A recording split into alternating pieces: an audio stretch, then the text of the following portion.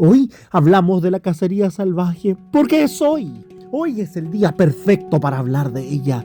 Cuando el viento no sopla, sino que avanza. Cuando el cielo no truena, sino que resuena. Algo antiguo cruza el mundo. No viene del bosque, y mucho menos del infierno. Viene de un lugar peor. Viene de la memoria y el trauma. Hay noches en que los perros se esconden antes de oír nada. Noches en que las puertas crujen aunque estén cerradas. Noches en que el aire trae un olor a hierro mojado, a cuero viejo y a tumba abierta. Sí, esa noche levantas la vista, no verás estrellas. Verás aquel espacio abierto para que algo pase. Y eso es la cacería salvaje. No es solamente una leyenda, sino un patrón repetido en Europa medieval. Aparecen tradiciones germánicas, nórdicas, celtas, anglosajonas, siempre con los mismos síntomas y la misma advertencia. No mires, no salgas, no preguntes, aléjate de puertas y ventanas. Los cronistas no la describen como un mito agradable, la anotan como se anotan las pestes o como se habla de los cometas, con temor, un temor trémulo en el lenguaje contenido. La procesión nocturna de los jinetes espectrales, perros negros de ojos ardientes, aullando nombres de los que iban a ser alcanzados. Figuras humanas, deformadas por la muerte o deformadas por la culpa. Un líder que no caza animales, sino antiguas deudas. En la Alemania antigua la llamaron Wilde Jagd, cacería salvaje. En Escandinavia, Oscorreia, procesión de muertos. En Gales, séquito del Wimp Appennud, señor del otro mundo. En las crónicas cristianas tardías se la redujo al diabolos para hacerla comprensible, como quien pone una etiqueta de veneno. Distintos nombres, pero la certeza siempre ha sido la misma. Si pasa cerca de tu casa, no saldrás ileso. No aparece en cualquier momento. La cacería necesita fisuras en el tiempo. Se manifiesta sobre todo entre el solsticio de invierno y la Epifanía, durante las llamadas 12 noches, cuando el año viejo aún no muere y estamos justo en ese momento. El nuevo año todavía no manda. También en noches de tormentas invernales, eclipses, cambios de estaciones, vísperas de guerra o simplemente peste. No es casualidad, la cacería salvaje es un diagnóstico. Cuando el orden se debilita, cuando las promesas no se cumplen, cuando la comunidad acumula culpas sin enterrarlas, la cacería castiga y recuerda. Por eso los campesinos apagaban el fuego al acercarse la noche, cerraban póstigos, no vigilaban, no cantaban, no por un miedo infantil, sino por la experiencia transmitida en una historia maldita. Las fuentes no hablan de héroes, hablan de consecuencias. Quien la puede ver siempre perderá la razón. Quien puede oírla enfermará de causa visible. Quien es señalado, en efecto, va a morir antes de terminar el año. Quien abre la puerta puede seguir vivo, pero ya nunca más pertenecerá a este lado. Hay relatos de hombres arrastrados al cielo, devueltos días después, incapaces de dormir, relatando una y otra vez lo visto, cacerías, sueños, futuros y pasados, todos convergiendo en el caos y el horror. Algunos no vuelven, y hay algo peor. A veces no se lleva tu cuerpo, solo el lugar que ocupas en el mundo. Donde la historia se vuelve insoportable es justo en este punto.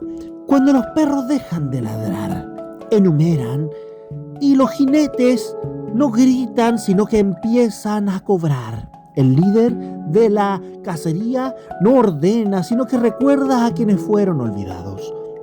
Por eso la cacería no persigue inocentes al azar, persigue a quien el tiempo no terminó de juzgar, a quien debía algo, a quien rompió un juramento, al que profanó el sagrado límite del matrimonio, a quien huyó de la promesa hecha con el tiempo, al que creyó haber enterrado el pasado y dejado atrás. Cuando pasa, el cielo suena con gran estruendo bajo, como si pudiese tocarse con la mano, como si el mundo hubiese sido construido solo para esa noche. Hay fuentes muy significativas que hablan de esta. En el siglo XII, los cronistas como Oderico Vital describen una hueste nocturna llamada familia Harlachini, hueste de Erla.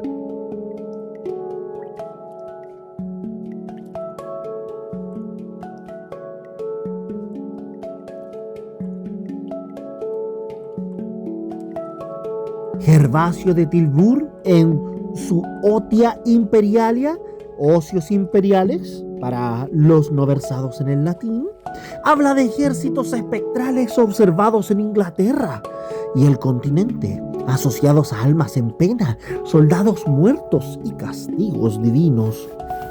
En regiones germánicas, la Ville de Jagd, cacería salvaje, se vinculó a antiguas creencias precristianas, relacionándolas con Odín, dios de los muertos y de la guerra, líder de todos los caídos en combate, pero en Escandinavia, la Oscorreia, procesión de los muertos, se entendía como el paso de las almas que jamás encontraron un reposo, especialmente durante el invierno.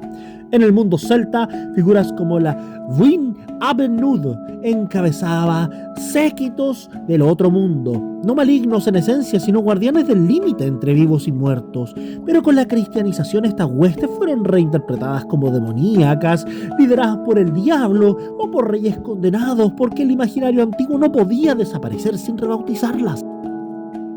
Sin embargo, sabemos que intenta explicar un algo mayor.